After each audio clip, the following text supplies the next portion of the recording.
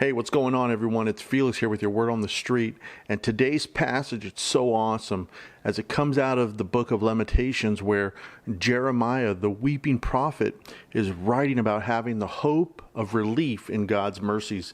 And he writes in Lamentations chapter 3, verses 22 through 24, and he says, "Through the Lord's mercies we are not consumed, because his compassions never fail. They are new every morning. Great is your faithfulness. The Lord is my portion, says my soul. Therefore, I hope in him." Man, how cool is that? That Jeremiah, he's lamenting and crying out about the violent overthrow of a rebellious Jerusalem by the Babylonians in this book. And he's writing about grief, revealing his broken heart. And this is so applicable to so many of us. I mean, who's never had grief or a broken heart in their life? But he is encouraging here in this passage. And Jeremiah witnessed the pain and suffering firsthand. And he was writing how the suffering of Jerusalem was connected to the people's misbehaviors and their poor choices that brought about the pain to themselves and onto others.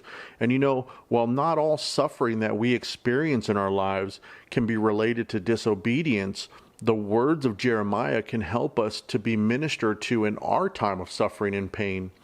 It's so important to understand and remember that the book of Lamentations helps us walk through that pain.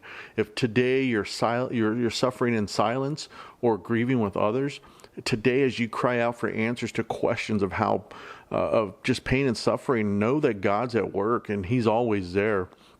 God's mercies and grace, they abound as well. You know, as you go through your suffering, look for his mercies and faithfulness. His goodness is new every single morning, like the verse says. He is a steady source of hope and power and encouragement for everyone who suffers. God doesn't turn his back on his kids, especially when we're hurting. He responds in our time of need. And if today you think that there's some sin in your life that God would never forgive you for, man, get over yourself. God's steadfast love and mercy, they're greater than any sin, and he promises forgiveness. He guarantees forgiveness. God promises restoration, rest, and blessings. Remember, trusting in God's faithfulness day by day makes us confident in his awesome promises for the future. Lamentations chapter 3, verses 22 through 24. And that's your word on the street, guys. Having the hope of relief in God's mercies. So important to remember.